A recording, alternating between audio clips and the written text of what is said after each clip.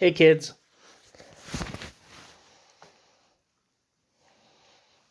This is chapter 1 of Stalin, A Critical Survey of Bolshevism by Boris Souvarine. The chapter's title, Sosso.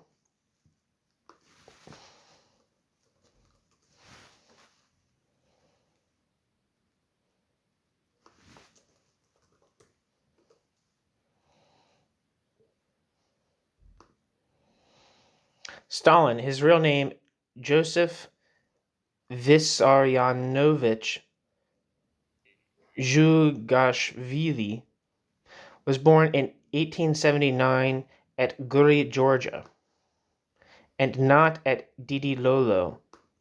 In reality, Didilolo, in his grandfather's native place.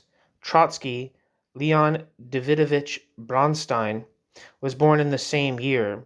Most of the leaders of the Russian Revolution of 1917 belonged to the generation of the 80s of the last century. Lenin, Vladimir Ilyich Ulyanov, was older by a decade.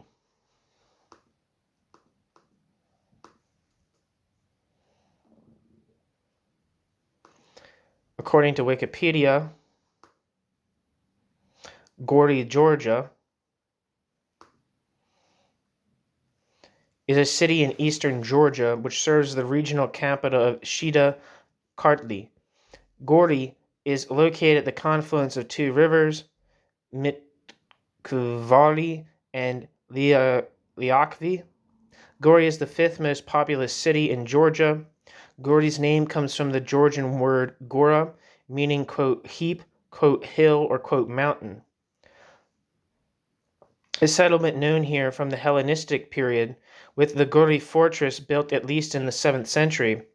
Gori received town status in the 12th century. Gori was an important military stronghold in the Middle Ages and maintains a strategic importance due to Gori's location on the principal highway connecting eastern and western parts of Georgia. In the course of Gori's history, Gori has been invaded by the armies of regional powers several times. The city was occupied by Russian troops during the 2008 Russo-Georgian War. Gori is also known as the birthplace of communist revolutionary and Soviet politician Joseph Stalin, ballistic missile designer Alexander Naderadze, and philosopher Merab Mamardashvili.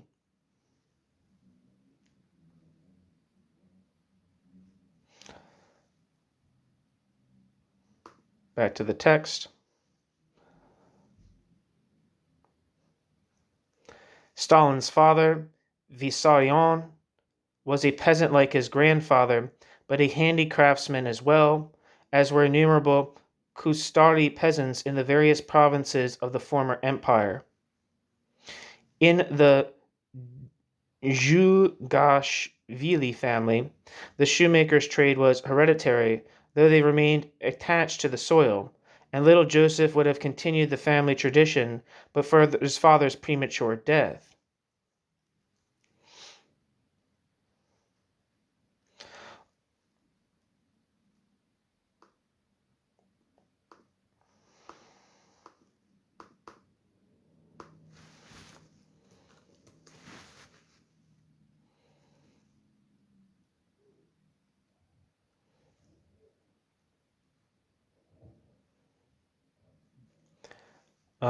Basaryan Ivanis Jugashvili lived from 1850 to 1909 and was the father of Joseph Stalin. Born into a peasant family of serfs in Didi-Lilo in Georgia, he moved to Tbilisi at a young age to be a shoemaker working in a factory. He was invited to set up his own shop in Gori, where he met and married Ekaterine Galadze, with whom he had 3 sons. Only the youngest, Yoseb, lived. Once known as a, quote, clever and proud man, end quote, Jugashvili's shop failed, and he developed a serious drinking problem, wherefore he left his family and moved back to Tbilisi in 1884, working in a factory again. Basaryan had little contact with either his wife or son after that point, and little is known of his life from then on, except that he died in 1909 of cirrhosis. In this picture here, he looks just like Stalin.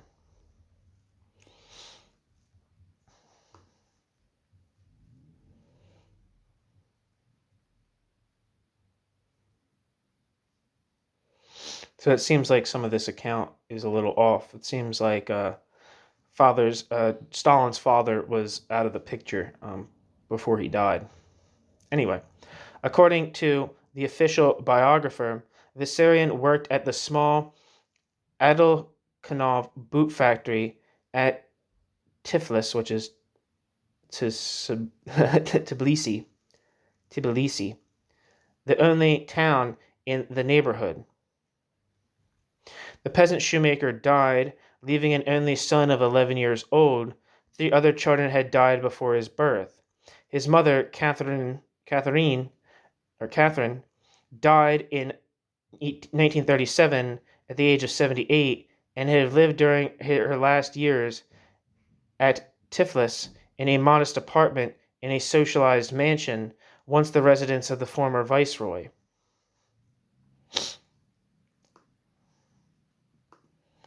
She was devoted to her only son and sent him to the church school at Gori with the idea of making him a parish priest. There, young Sosso acquired the rudiments of education and learned many prayers. Stalin was Sosso, S-O-S-S-O is how it's spelled here, in accordance with the equalitarian and simple Georgian custom, which transforms names from the calendar into endearing diminutives and makes general use of the familiar second-person singular. A Georgian retains his pet name all his life, and many friends would be incapable of saying what were the real Christian names of a Chito or a Zakro or a Valiko or a Kota. Among his relatives and friends, Stalin therefore remained Sosso. Gori was a big township on the left bank of the Kura, Greek Kuros, French Cyrus, 70 versts from Tiflis, the capital of Georgia and of Transcaucasia. The stream is rapid and abounds in fish. In the Turkey language, its upper reaches are romantically called, quote, coral waters, or, quote, river of pearls, end quote. The, quote, town, end quote, had 5,000 inhabitants when Stalin first saw the light of day there. The population is now about twice that figure. When Dubois de Montpellier visited the place, he noted that there was an Armenian majority, quote, almost all of them artisans and traders, end quote. But the proportion diminished substantially later on. There is a Tartar admixture in the Georgians of the valley. Gori lies in the center of a lacustrine plain, with a fertile soil and a climate favorable to agriculture. Its peasants produce good wine and the best wheat in the Caucasus.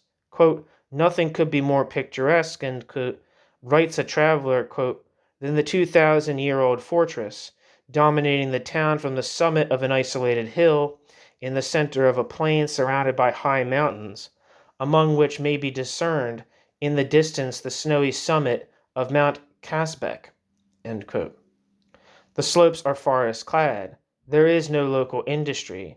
8 kilometers away in the troglodyte city of Uplis Tzika, attributed by Greek legend to Ulysses, with the relics of an ancient civilization in its caves. Sosso grew up among the Georgian and Tartar peasants of Gori until he was 14. In 1893, Sosso entered the seminary of Tiflis, where the curriculum corresponded roughly to that of a Russian high school, except for the large share allotted to instruction in the Greek Orthodox religion. The seminarists were usually destined for holy orders or for the lower ranks of the clergy. There, apparently, Stalin acquired his knowledge of Old Slavonic and the ritual phraseology which appeared later in some of his most characteristic writings. His friend B. Bibi Naishvili In memoirs published in Tiflis in 1930 under the title A Quarter of a Century, has devoted a short chapter to Stalin. For Stalin's school days, he uses articles written by old boys of the seminary, Bukoradze and Parkadze, printed in the review Drosha, the Flag, in 1924. From these, however, he gets very little. He says he remembers seeing him riding on the back of their fellow student David Ashvili and shouting, quote, Yastal Yastar, I am steel. If this story, which cannot be authenticated, is true, then Stalin was very early conscious of his strength. Catherine Zhugashvili, his mother, maintains erroneously that her son received his name of Stalin from Lenin. It appears also that Sosso wrote verses of which some were printed under the pseudonym of Sosso in Iveria, a local nationalist journal edited by I. Chavchavadze, but the verses have never been reprinted. There is hardly any reliable information to enable us to judge of his childhood and youth, no recollections of relatives or memoirs or of acquaintances, no family papers or private letters, no school notes or boyish essays. All that is available is the guarded confidences of some of his comrades of those days. The brochure of I. Mashvili, Stalin und die Tragödie Georgiens, or Georgines, published in Germany, is too suspect to be accepted by serious persons without confirmation of the contents. There is little scope in such a case for the art of the self-styled psychoanalysts who seek the origin of great historical and social events in the adolescence of great men. Once only, his mother made a statement, a serious one, for publication, quote, He was always a good boy, ... I never had to punish him. He worked hard, was always reading and talking, and tried to understand everything. He went to school when he was 8, end quote. This maternal account is flatly contradicted by the accounts already referred to of Bolshevik Georgians who were his schoolfellows. They found Sosso hard, insensitive, without consideration for his mother, and adduced rather unpleasant facts by way of proof.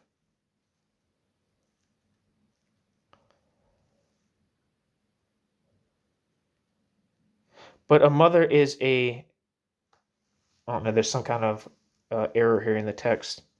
Is a blah, blah, blah. Indiscreet boyhood comrades are in prison or in exile. Sosso did read, but in Georgian, that is to say, folklore, fabulous tales which are the foundations of the literature of his native land, and no doubt the great epic and lyric poem of Rustaveli, The Knight in the Panther's Skin.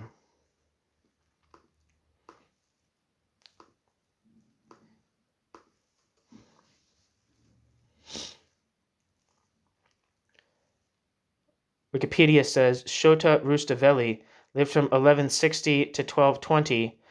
Mononymously known simply as Rustaveli, was a medieval Georgian poet. Rustaveli is considered to be the preeminent poet of the Georgian Golden Age and one of the greatest contributors to Georgian literature. Shota Rustaveli was the author of The Knight in the Panther's Skin, a Georgian epic poem. And Wikipedia says The Knight in the Panther's Skin is a Georgian medieval epic poem written in the 12th or 13th century by Georgia's national poet Shota Rustaveli. A definitive work of the Georgian Golden Age, the poem consists of over 1,600 Rustavelian quatrains and is considered to be a, quote, masterpiece of the Georgian literature, end quote. Until the early 20th century, a copy of this poem was part of the dowry of every bride. Although the poem takes place in the fictional settings of India, India, and Arabia, events in these distant lands are but a colorful allegory of the rule of King Tamar of Georgia and the size and glory of the kingdom of Georgia in its golden age. It tells the friendship of two heroes, At and Dil and Tariel, and their quest to find the object of love, Nestan Darajan, an allegorical embodiment of King Tamar. These idealized heroes and devoted friends are united by courtly love, generosity, sincerity, and dedication. The poem is regarded as the, quote, coronation of thought, poetic and philosophical art of medieval Georgia, end quote. A complex work with rich and transcending genres. It has been described as, quote, epic, quote, chivalric romance, quote, epic romance, and, quote, epic poem of lyric poetry, end quote. Despite its formal complexity, it bears to this day, quote, the Georgian vision of the world, end quote. Back to the text. Georgia obstinately resisted Russification, and the people maintained their original language. Even today, Stalin speaks Russian incorrectly, with a strong Caucasian accent, which arouses the rather scornful irony of, quote, real, end quote, Russians. Except with a Georgian interviewer, his mother required an interpreter. One cannot help thinking of the Corsican Bonaparte, whose mother tongue was Italian and who hated France before he came to governed France, just as the Georgian Stalin was to govern the Russia whose imperial rule he had detested.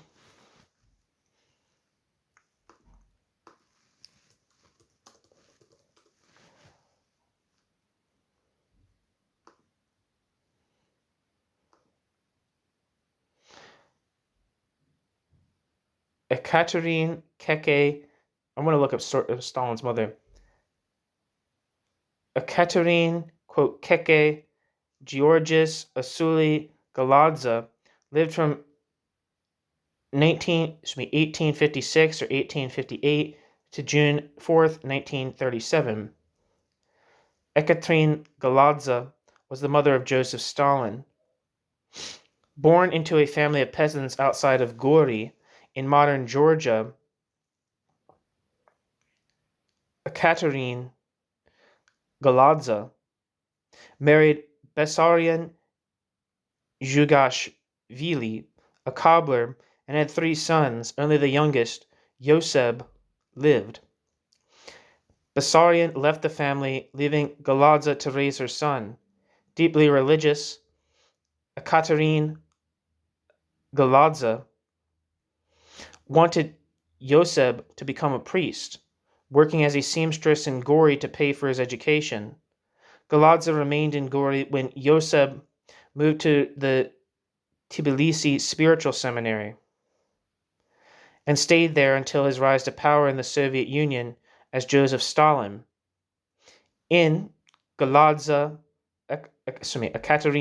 Galadza, it might be Ekaterina, I don't know.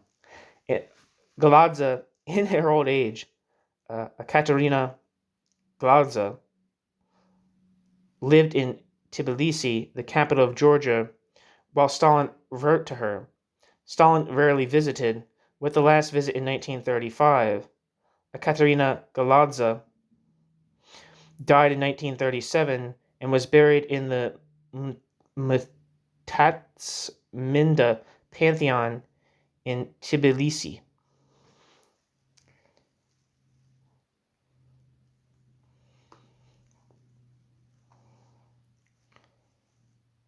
Back to the text. Stalin's reading and the teaching at school provided Stalin with the rudiments of education.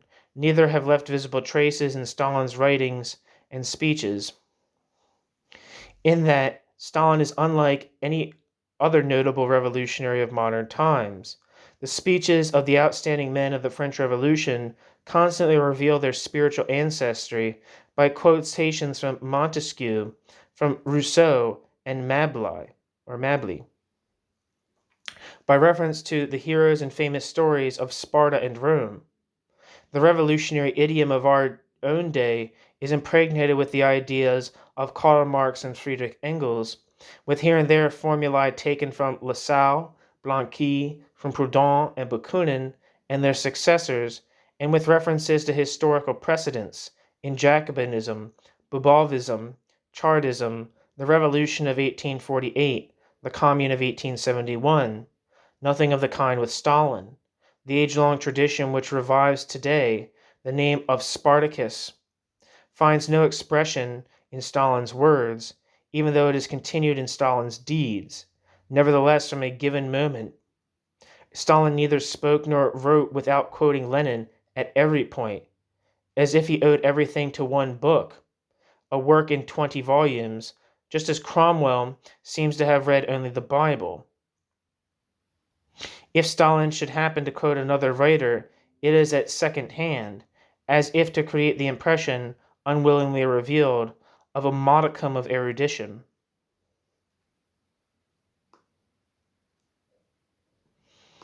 His compatriot, A. Unakidze,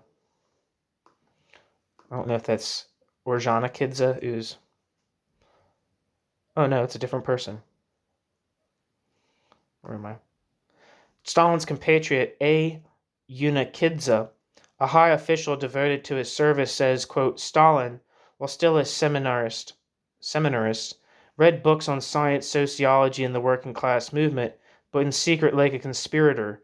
In spite of all precautions, his reading was discovered by the vigilance of his monastic directors, and Zhugashvili was expelled from the seminary, end quote.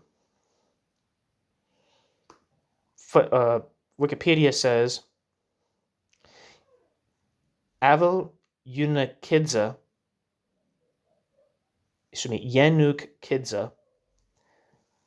lived from 1877 to 1937. Avel Yenukidze was a prominent Georgian, quote, old Bolshevik, and at one point a member of the Central Committee of the All-Union Communist Party, B, in Moscow. In 1932, along with Mikhail Kalinin and Vyacheslav Molotov, Yenuk Kidze, co-signed the infamous, quote, Law of Spikelets, end quote, which the Law of Spikelets, I think, is like a bunch of draconian laws against, like, petty theft and insubordination in Stalin's Soviet Union. In 1918 to 1935, Yenukidze served as the secretary of the All-Russian Central Executive Committee and the Central Executive Committee of the Soviet Union. Avel Yenukidze was the godfather of Stalin's wife, Nadezhda Aliluyeva. Avel Yenukidze was shot during the Great Purge in 1937 and was rehabilitated posthumously.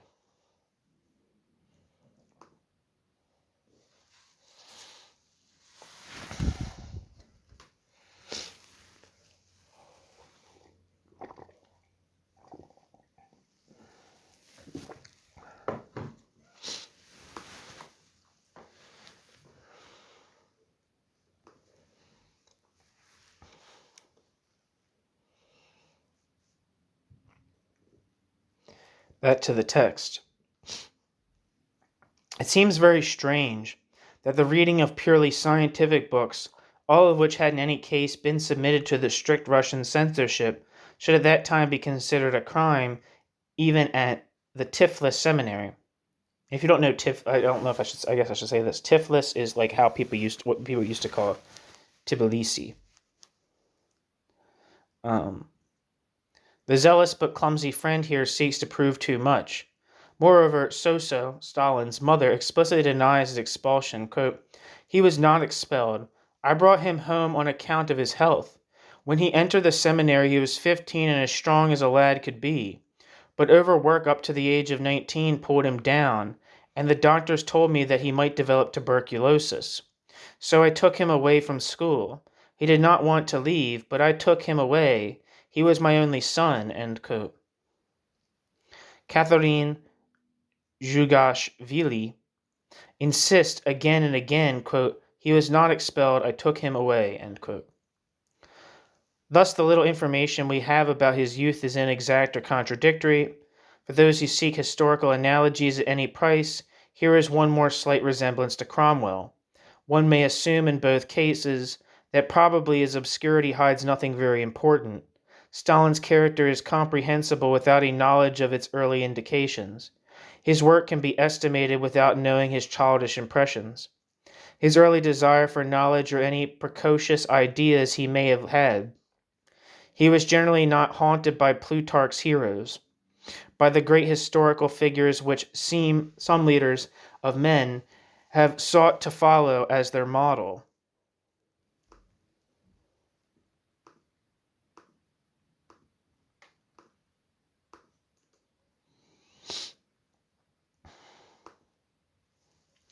The work he was one day to do was not the fruit of early meditation, nor the execution of a great premeditated plan. The first factors in his life demanding attention are the peasant psychology of his family and friends, and the basic theological education. The other factors we must seek in the general conditions of the country and the period, in the half-light of the historic past, before tracing more direct influences on his character.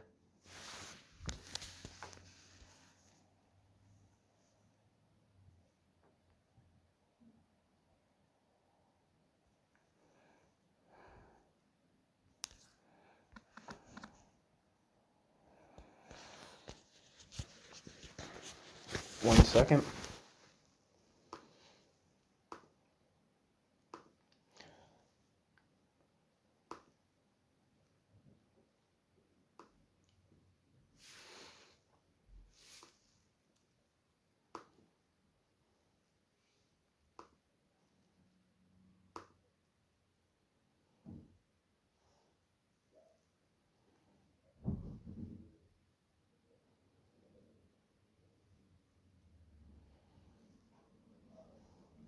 Sorry, my internet's being a fucking piece of shit. Section 2. The Caucasus was known in legend before it entered upon the stage of history. But mythology, geography, ethnology, and linguistics were merely a confused and distant memory when the World War shattered established national relations, brought into play the interest of states and coalitions, raised frontier questions once more, and with them interest in the nationality of the inhabitants of the districts involved. For the purpose of the peace negotiations, rival propagandists hastily improvised instruction for the general public in the past records of forgotten races, raising historical claims that had lain dormant for centuries. As the Russian Revolution brought Caucasian and especially Georgian problems to the forefront, short courses of history and geography and pamphlets reinforced current knowledge of legendary history. And of all this, in the minds of the contemporaries of Stalin, what remains?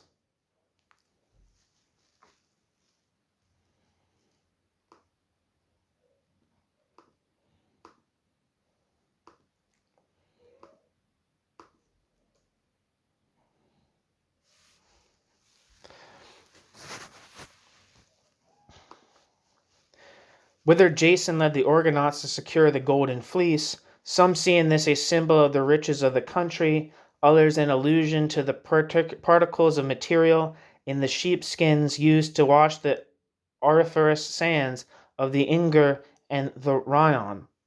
In earlier times, the Hebrews had believed that Noah's Ark came to rest on Mount Ararat. The Greeks, more especially Aristotle, seem to have been fascinated by the mighty mountain chain of the Caucasus, raising its crest of over 16,000 feet, like a natural rampart between two worlds. In it they saw the cradle of their race, the birthplace of civilization. The Caucasus is the home of the Prometheus myth, the symbol of humanity and revolt handed down by the centuries. Its adoption by modern revolutionary thought presaged the storm about to break between East and West. In the Caucasus part of Europe or Asia, historians and geographers as far back as Herodotus and Strabo have raised the question, in saying that, quote, it can no longer be doubted that the Caucasus belongs to Asia, end quote. Elise Reclus follows Humboldt and Humboldt Pallas. History and ethnography confirm the geological fact. The indigenous races, settled mainly on the southern slopes, belong to the Asiatic world. Before the Russian conquest, they were linked in every way with Asia Minor and Persia. Quote, by her fauna and flora, Transcaucasia belonged to subtropical Asia, end quote. Like writes Reclus, the anarchist geographer.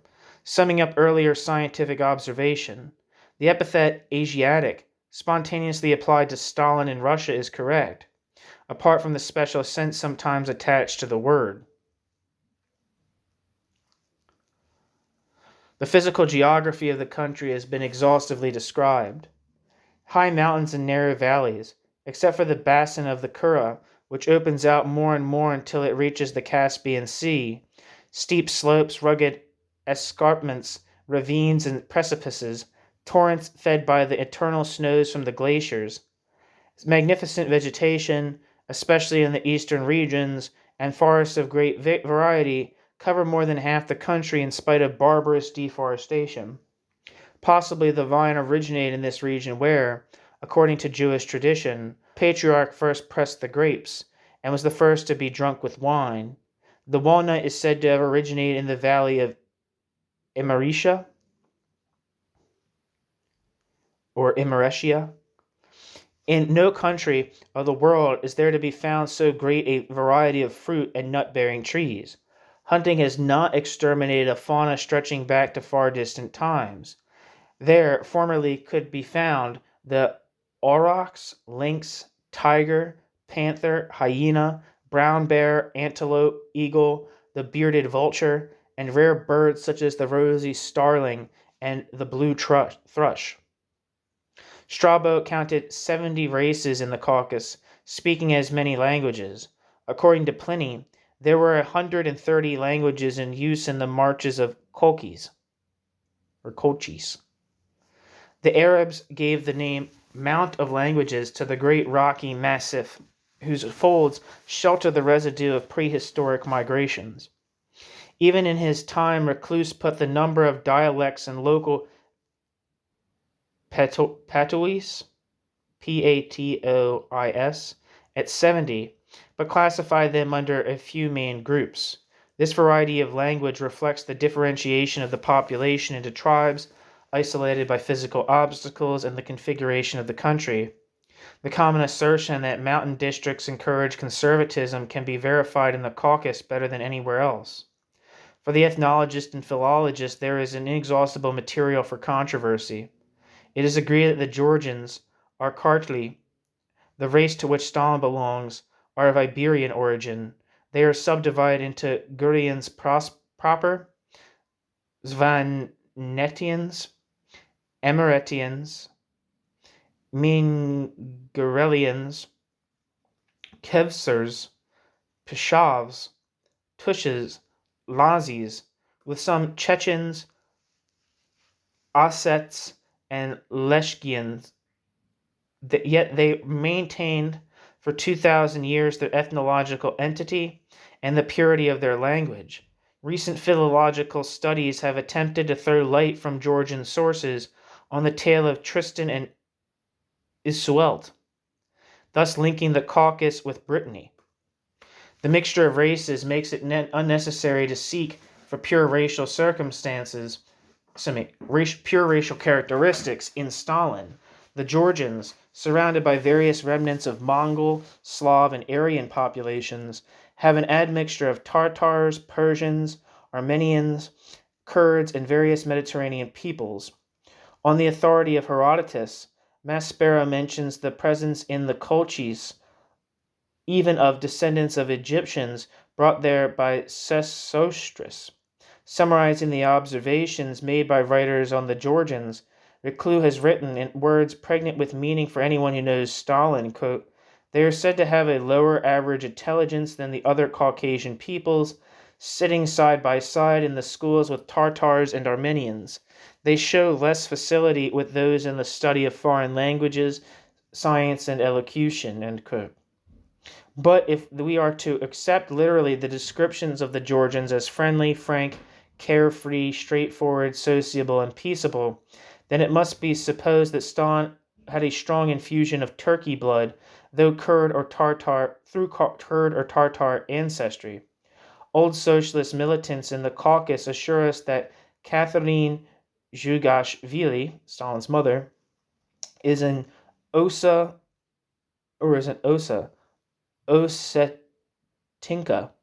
and attached great importance to this detail. Not only are the Ossets, less subtle and more crude than the Georgians, but Russia has always recruited among them a strong proportion of gendarmes and of convict guards. The history of Georgia yields to no other in horror. 25 centuries ago, Georgia had reached a higher degree of civilization than the greater part of Europe. Her Euxina shore had been colonized by the Greeks, then in turn the Jews, the Romans, the Persians, and later the Genoese left their traces on the country from the Black Sea to the Caspian. As the main land route to Central Asia, the Caucasus was frequently invaded, was conquered by Alexander the Great, was subjected by Mithridates Upator,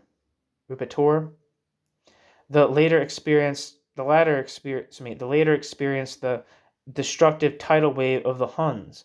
Christianity became the dominant religion there almost at the same time as in Greece, much earlier than in Europe generally. The Iberian Church formed a point of contact with Byzantium. Quote, There arose a highly civilized society based on a curious synthesis of Byzantine culture and Arab and Persian influences, end quote. This civilization reached its highest point in the 12th century, in the reigns of King David and Queen Tamara. During the short respite Georgia enjoyed while the Persians and the Turks were at war. Then the Mongol hordes of Genghis Khan, followed by those of Tamerlane, put the country to fire and the sword. Towns and villages were completely devastated and the inhabitants almost exterminated. In the next 5 centuries, Georgia was coveted and fought for by her warlike neighbors, invaded many times, dismembered, pillaged, sacked, and her population decimated by Persian and Turkish armies, and by raids followed by razzias of human cattle, especially of women intended for the harem. She appealed in vain for Russian protection. Annexation by the Tsars in 1801 put an end to her age-long misfortunes by enabling her to share the unenviable but relatively endurable lot of the other peoples of the Russian Empire. Georgia's population had fallen from 7 million to 1 million. For half a century longer, a guerrilla war was maintained in the higher mountain regions, where Georgian rebels against Russification by force defied the Tsar's troops from their inaccessible retreats and carried out audacious surprise attacks. This long series of terrible calamities, alternating with periods of torpor following on massacres, left Georgia poor in spite of her rich natural resources and backward in spite of the antiquity of her civilization. For strategic reasons, the Russians built roads, thus facilitating trade and travel. They encouraged wine growing, which was not competitive with Russian agriculture, and contributed to repopulation by sending to Georgia soldiers, officials, traders, tourists, and political and religious exiles. A century of peace brought back to life the unhappy country without, however, substantially raising either the standard of education or of living. At the time of Stalin's birth, Reclus wrote, quote, The ancient method used in the construction of Georgian houses has been maintained for 2,000 years. There are whole villages composed of nothing but holes made in the ground and in the rocks, only indicated from the outside by heaps of brushwood on their mud roofs, on which the women sit out in the cool of the evening, end quote. In most Georgian towns, many houses still have only the traditional mud roofs. Agricultural implements were rudimentary and ineffective. In 1900, an official report stated, quote, The Georgian plow is a very large, costly, and heavy contrivance, which does not give satisfactory results and demands enormous labor power, ... It must be drawn by from 3 to 4 pairs of oxen or buffaloes according to the nature of the soil and other considerations, end quote. To provide a team of this kind, the peasants form a temporary artel, putting into the common stock one man's plow, another's harness, others' cattle. Their harrow is simply a plank. Everywhere the sickle is used for harvesting, and often the harvest is carried on men's backs. Industry was practically non-existent, mineral riches neglected, transport archaic. The extraction of manganese in the Kutais province and of petroleum at Baku were only just beginning. Domestic industry on a small scale by local artisans covered domestic needs and sufficed for clothing and weapons. The railway had not yet replaced the ruts of the road dug deep by the heavy arbus drawn by oxen. Tools remained primitive. The past weighed heavily on the family and social life of the Georgians. Stalin's parents had been serfs, the system not having been abolished in Transcaucasia until about 1865. Some of the, quote, nobility, who have remained great landlords, have not yet lost the habit of treating the peasants as animals subject to their caprice, and the manners engendered by serfdom among the people themselves have not disappeared, end quote.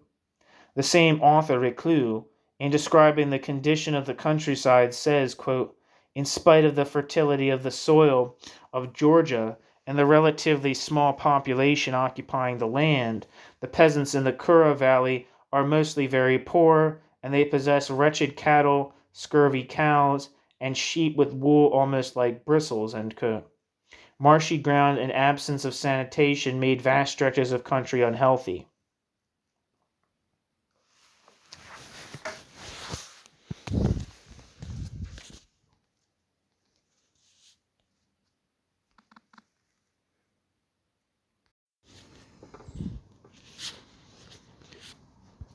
Even the favored coast region, the Caucasian Riviera, the quote Caucasian Riviera, was wretchedly poor, and a former minister of agriculture, A. Yermolov, wrote in 1907,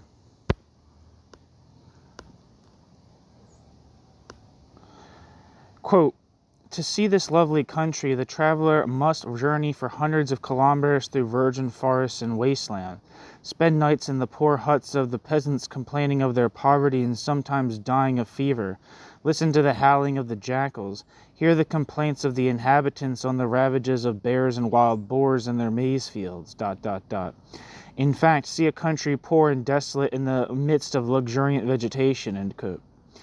At the other end, descending towards Tiflis, the valley of the Kura, where, like that of the lower Araxes, is rendered arid by scorching winds from Asia, its poverty is not less.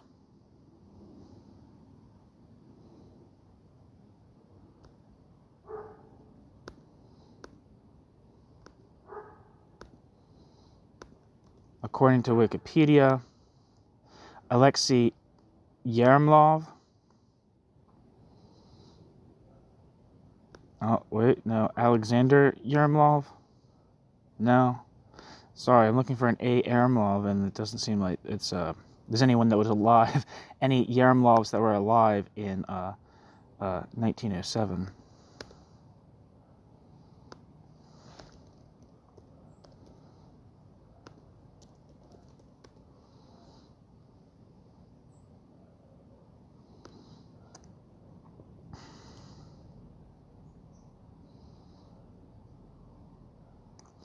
Wikipedia also says the Kura is an east-flowing river south of the Great Caucasus Mountains, which drains the southern slopes of the Greater Caucasus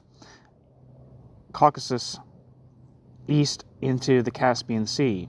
The Kura also drains the north side of the Lesser Caucasus, while its main tributary, the Aras, drains the south side of those mountains. Starting in northeastern Turkey, the Kura flows through Turkey to Georgia, then to Azerbaijan, where it receives the Aras as a right tributary and enters the Caspian Sea at Neftkala.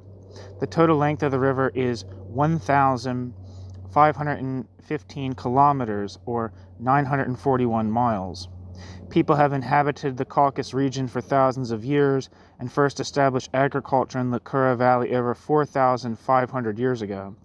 Large, complex civilizations eventually grew on the river, but by 1200 CE, most were reduced to ruins by natural disasters and foreign invaders.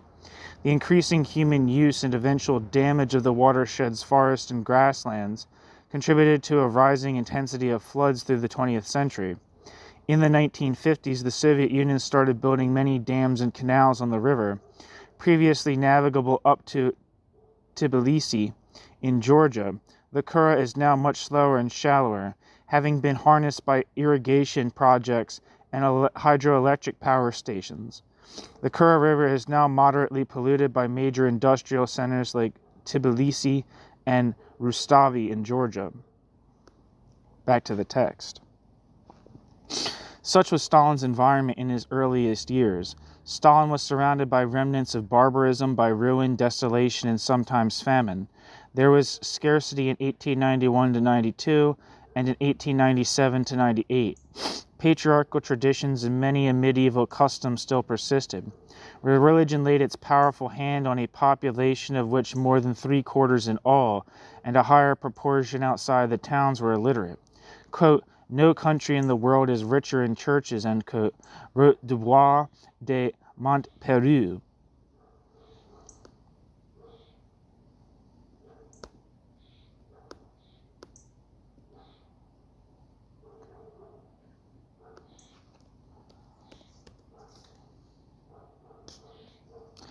One second.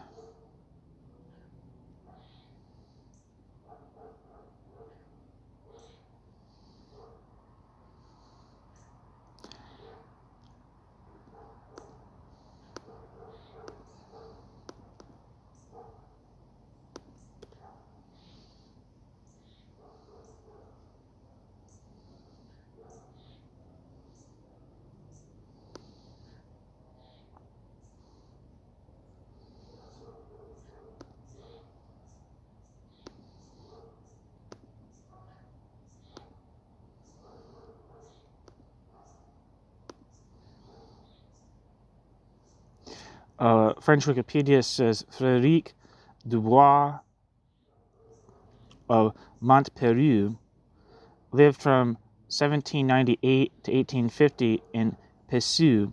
Was a Swiss writer, naturalist, archaeologist, and historian. Montpellier was known for his travelogue in the Caucasus.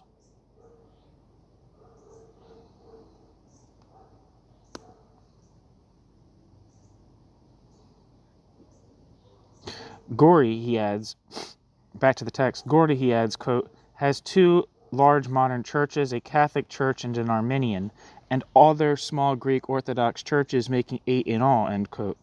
Among other survivals from the Middle Ages, little Sosso would be accustomed to meeting in the mountains Kevsurs, a curious people who wore coats of mail, buckles, arm pieces, and a whole equipment which induced the belief long held that they were descendants of the Crusaders.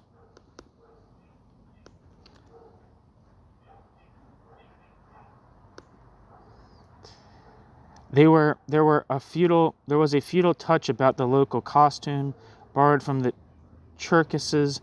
It resembled a miniature walking arsenal complete with pistols, dagger, saber, and cartridge belt, now more decorative than useful. The practice of brigandage, kept up by the natural inclination of armed mountaineers to prey on the products of the plain, was maintained in various forms, from highway robbery to political banditry. Gori says Dubois de Montpellier lay at the center of a district where brigandage was rife. Young Stalin was witness to racial hatreds between Armenians and Georgians, between Tartars and Armenians, fostered by the Russian colonizers in their own interests.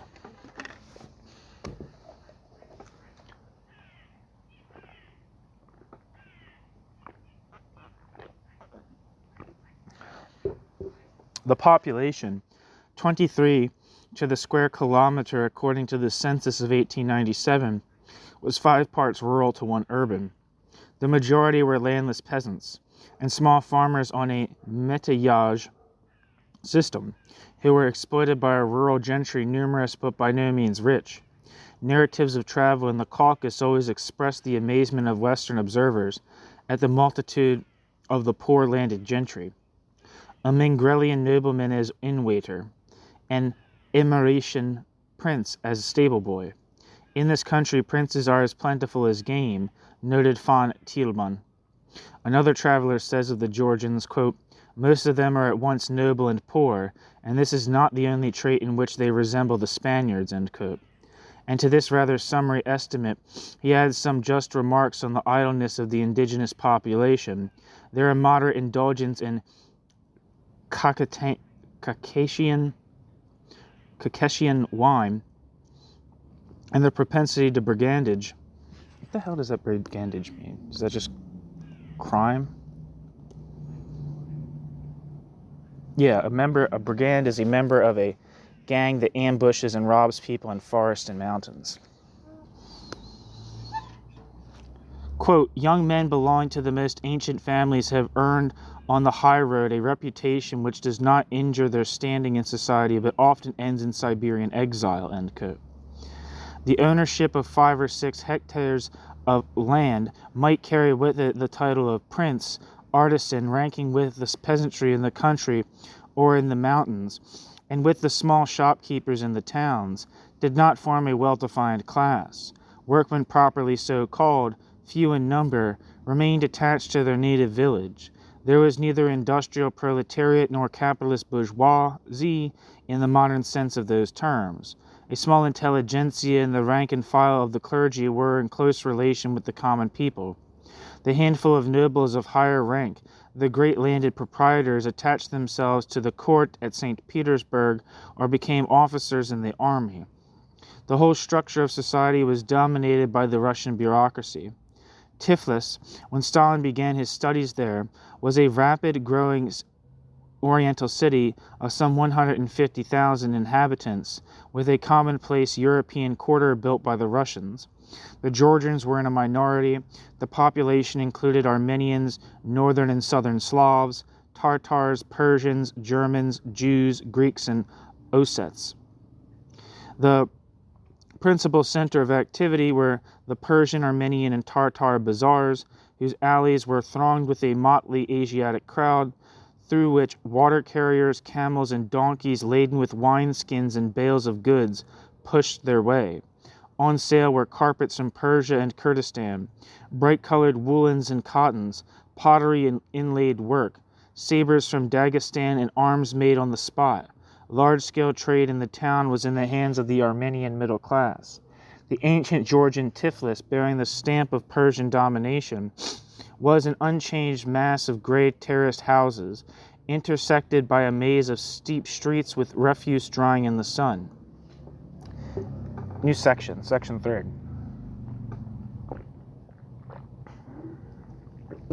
Young Stalin certainly could not imbibe new ideas or be subjected to European influence in this medieval agglomeration of Western Asia with its manifold religions and national superstitions. In a backward society with a continuous infiltration of nomads, nor in the administrative and military quarters of the city where the despotic czarist bureaucracy was housed in buildings European in style, but he entered a new sphere in the seminary where, in the course of his clerical studies, he came for the first time into contact with the spirit of revolt. For the beginning of a tradition of insubordination existed, even under the stern rod of religious discipline, among the students at Tiflis, as elsewhere in, quote, all the Russias, end quote. The resistance of the rising generation to the oppression of the old regime, which long retained a purely national character among the population, gradually assumed a liberal and then a socialist color.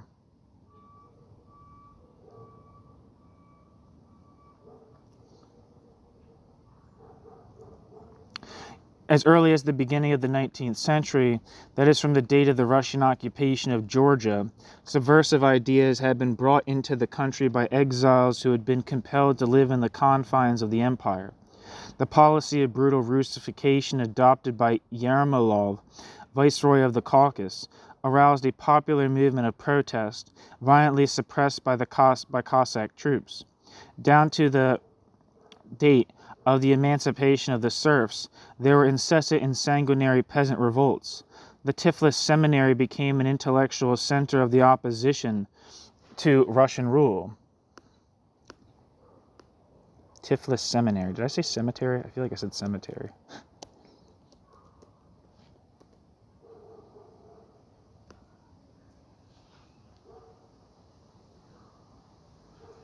According to Wikipedia, like I said earlier, Tiflis was what people used to call it Tbilisi.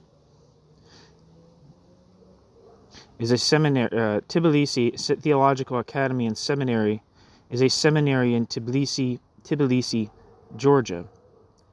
Tbilisi Theological Academy and Seminary operated from 1817 to 1919 under the name Tiflis Theological Seminary in the Georgian Exarchate of the Russian Orthodox Church. The facility closed during the wake of the Russian Revolution and the subsequent 1921 invasion of Georgia. The building housing the seminary closed in 1917, and one of the major buildings the seminary used was eventually repurposed in 1950 to become the Art Museum of Georgia. After Georgian independence in 1991 and the concurrent fall of communism and its discouragement of religion, there was interest in creating a successor. The institution reopened on new premises in 1993 as a higher educational institution of the Georgian Orthodox Church. The institution's most famous attendee was Joseph Bessarionis Jugashvili, being better known by his Russianized name of Joseph Stalin. Stalin received a scholarship and attended when Stalin was age 14 in 1894. The language of instruction was Russian, and the use of the Georgian language was discouraged by the Russian priests who taught there. Stalin was a voracious reader in both languages. Stalin became a cultural nationalist for Georgia. Stalin participated in student politics and anonymously published poetry in Georgian in a local newspaper. Although Stalin's academic performance was good, Stalin was expelled in 1899 after missing his final exams. While at the seminary, Stalin met a circle of friends who would go on to be influential in later Marxist politics, including joining the Misame Dasi Party. Another notable graduate was poet Galakshian Tibidza.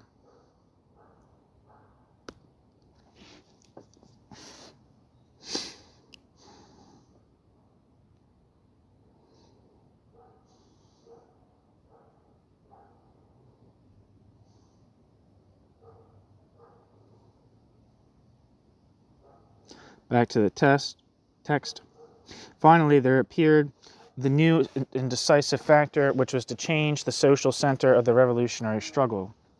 In 1867, the first railway in the Caucasus was begun from Tiflis to the Black Sea. Capitalism began to penetrate into the Caucasus.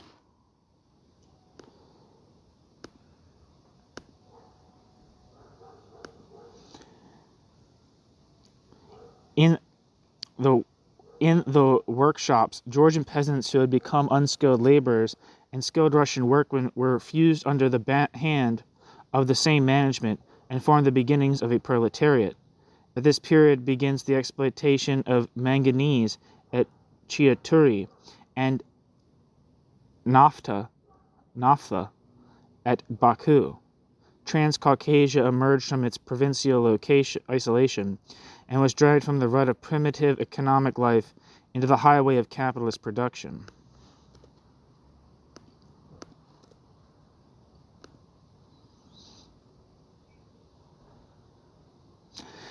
In 1873, 20 years before the arrival of Stalin at Tiflis, there had been trouble at the seminary, where the students felt their national pride was offended.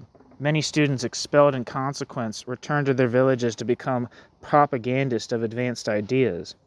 10 years later, there was a revolt on a small scale in the same school. The rector spoke in contemptuous terms of the Georgian language, and a student rose and struck him. This youth, Sylvester Zhibladze, was conscious of the support of his fellow students and even of the Georgian teachers.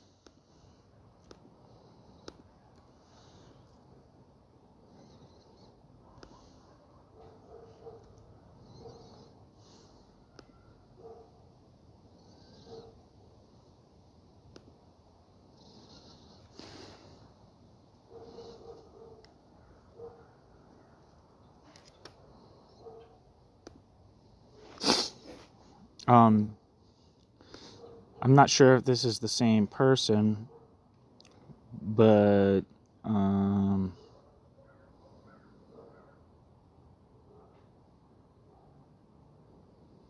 don't know if this is the same person, but I'm just going to read the Wikipedia because when I typed in, this guy came up. No Jordania lived from 1868 to 1953 and was a Georgian journalist and Menshevik politician. Noah Jordania played an eminent role in the socialist revolutionary movement in the Russian Empire and later chaired the government of the Democratic Republic of Georgia from July 24th, 1918 until March 18th, 1921, when the Bolshevik Russian Red Army invaded Georgia, forcing Noah Jordania into exile to France. There, Jordania led the government in exile until his death in 1953.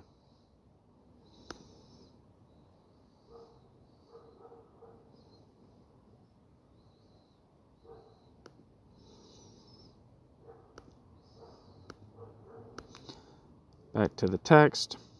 Sylvester G. Baldza was condemned to 3 years in a disciplinary corps, and the seminary was closed. In 1886, the rector, the archpriest Chudnietsky, was stabbed to death by a seminarist aged 19. Quote, "Scarcely half the students condemned the crime, and many hardly concealed their wicked delight," end quote, wrote the Exarch of Georgia to Pobiedonostsev, the procurator of the Holy Synod. Quote, "The Russian teachers are demoralized. The Georgian teachers assume a fierce manner. Some go so far as to excuse the assassin. All in their heart of hearts approve," end quote. The seminary was closed once more. Each time more students were scattered among the villages, propagating their burning convictions. At this point, the second section of railway was completed from Tiflis to the Caspian Sea. The line crossed Caucasia from west to east by the valleys of the Rion and the Kura, parallel with the main mountain chain, connected the Black Sea with the Caspian, Baku with Batum. The petroleum industry, provided with new means of transport, received a great impetus. A production of 800,000 metric tons in 1883 increased to 1,370,000 metric tons in 1885 and continued to increase. The proletariat of the petroleum wells and railway grew in proportion. That same year, the first socialist groups were constituted under the leadership of pupils of the seminary and composed mainly of Georgian or Russian intellectuals in exile. Among the foremost were Sylvester Zhibaldza, Noah Jordania, I think that was who I actually read about just now, and Nicholas Chikhaidze, and Nino Shvili.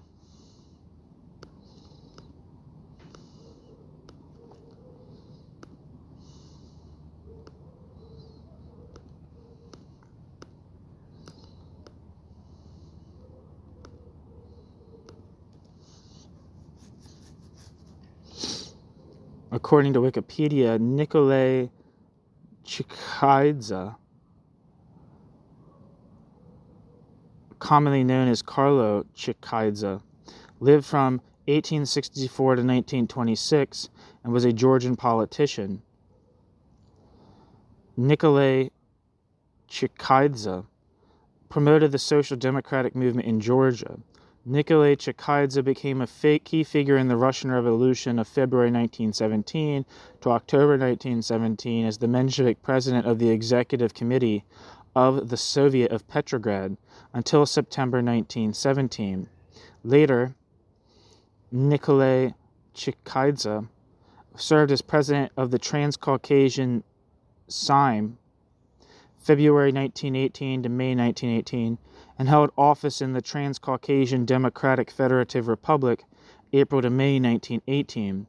Later, he became president of parliamentary assemblies of the Democratic Republic of Georgia, National Council, Constituent Assembly, and Parliament, May 1918 to March 1921.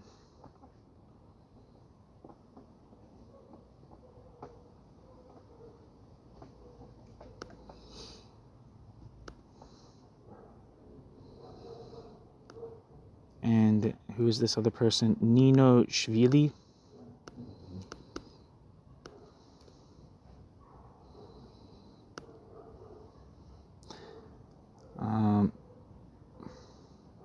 It says Ignate Ninoshvili lived from 1859 to May 1894. Ignata Ninoshvili was a Georgian writer and social democratic activist. Back to the text. This was the quote, the first quote, cell, end quote, of Georgian social democracy.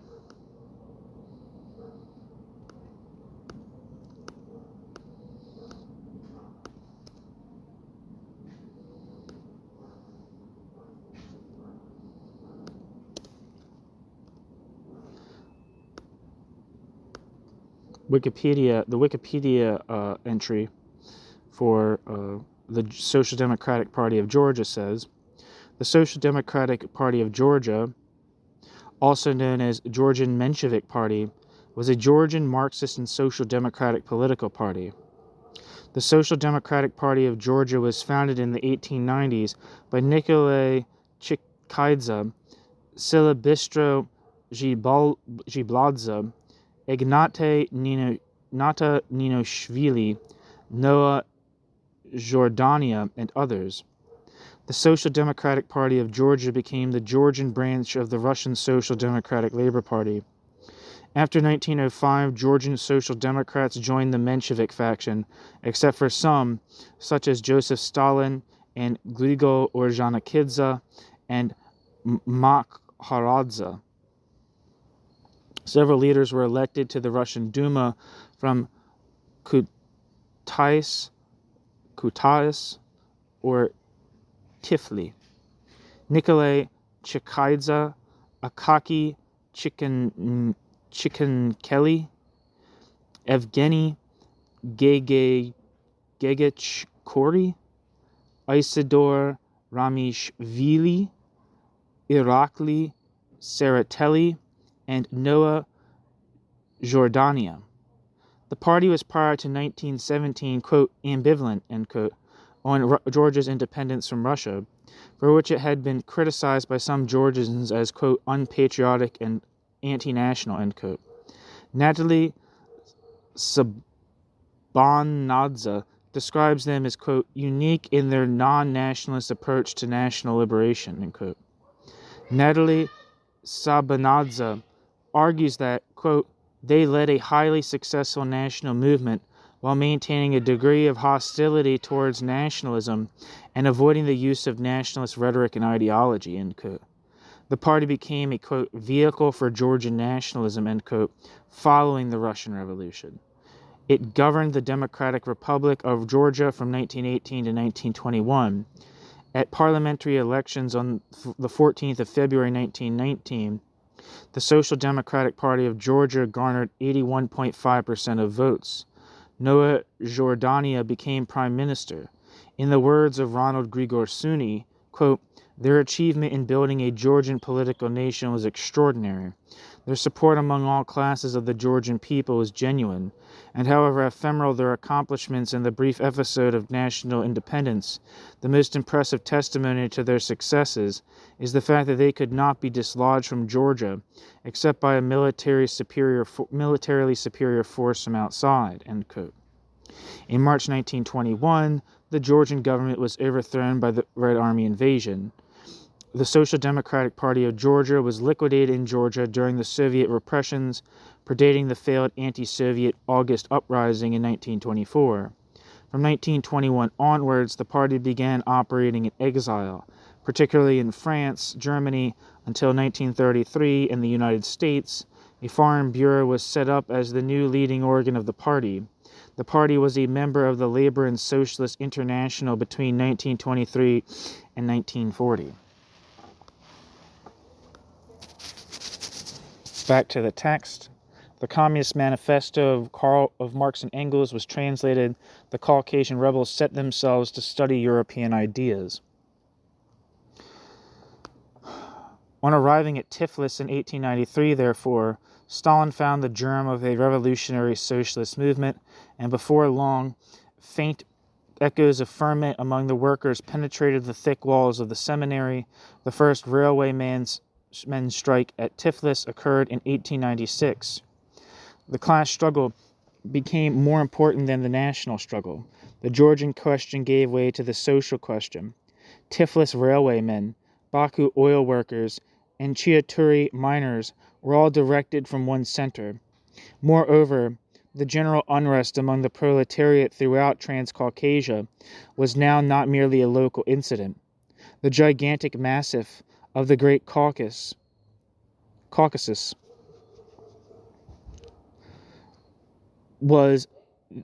which had in the course of centuries prevented so many invaders from reaching the steppes, had retained so many migrant peoples in its hollows, could no longer resist the solidarity created by the bonds of capital and the workers' lot. By force of circumstances, Caucasian revolutionaries became a detachment of the great army of revolutionary socialism taking shape in Russia in the school of struggle. Speaking of the origin of his conversion to socialism, Stalin one day said, quote, "I became a Marxist thanks, so to speak, to my social position.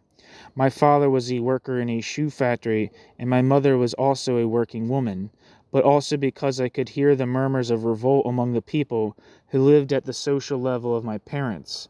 Finally, on account of the rigorous intolerance and Jesuitical discipline so cruelly crushing me in the Orthodox seminary where I passed some years," end quote. And he added, quote, "The atmosphere in which I lived was saturated with hatred against Tsarist oppression, and I threw myself with all my heart into revolutionary activity," end quote. Stalin. In 1898, when Katerina Zhugashvili took her son away from the seminary, which was seething with councils and clubs of all shades of opinion, Sosso was caught in the current which swept with it the more active of his contemporaries. Like other self-taught socialists, Stalin read propagandist pamphlets, abstracts, draft schemes. That was sufficient for membership in the Tiflis Social Democratic Group. In the workshops of the railway, where there had labored the manual worker Alexis Peshkov, to one day be celebrated under the name of Maxim Gorky, Stalin came into contact with the proletariat. Some years later, he might have met among them the locksmith Sergo Aliluyev, and 2 years later the lathe worker Michael Kalinin.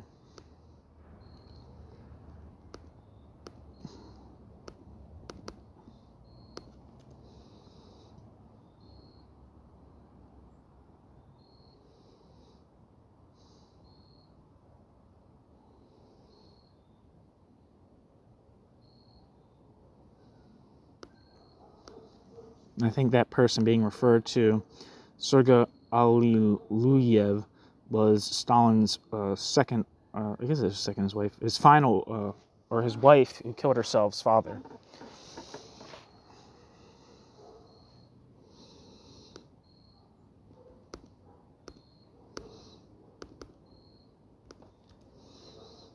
And Mikhail Kalinin was a Soviet politician and Russian old Bolshevik, revolutionary. He lived from 1875 to 1946.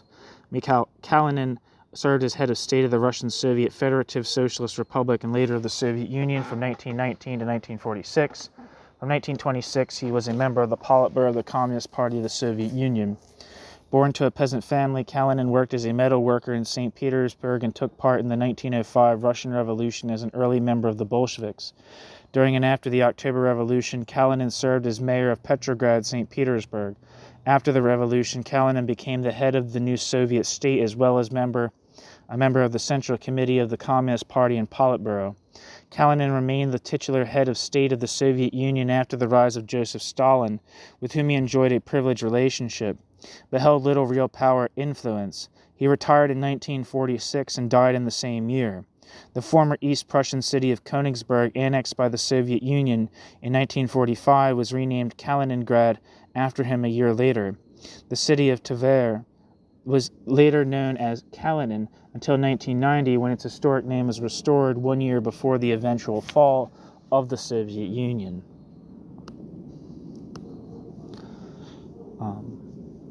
Back to the text. This is the time when the Pioneer Workmen's Club, the clandestine Kruiki, K-R... What the fuck, man?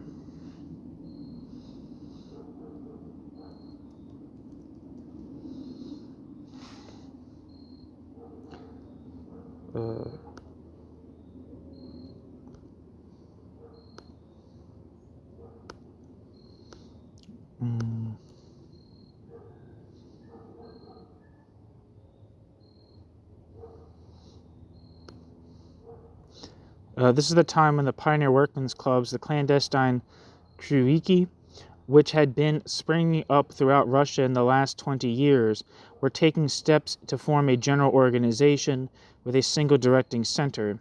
In that year, there was a small meeting of 9 delegates at Minsk who boldly claimed themselves a, quote, Congress of the Russian Workers' Social Democratic Party, end quote. In one of the Ukrainian provinces near Nikolaev, a youth of Sosso's age had already been arrested, transferred from prison to prison, and was awaiting deportation to Siberia. This was the future Trotsky.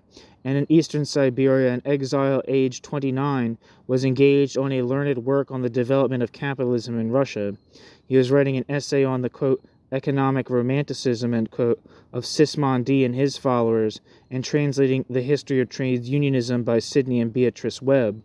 This was the future Lenin. Nascent Russian social democracy had embarked on its life and death struggle with Tsarism, and with the quiet resolution of the volunteers of civil war, Sosso had enrolled himself in the ranks of the new party, the Russian section of the international working class movement. This was the future of Stalin. That's the end of chapter 1 of Stalin, A Critical Survey of Bolshevism by Boris Souvarine.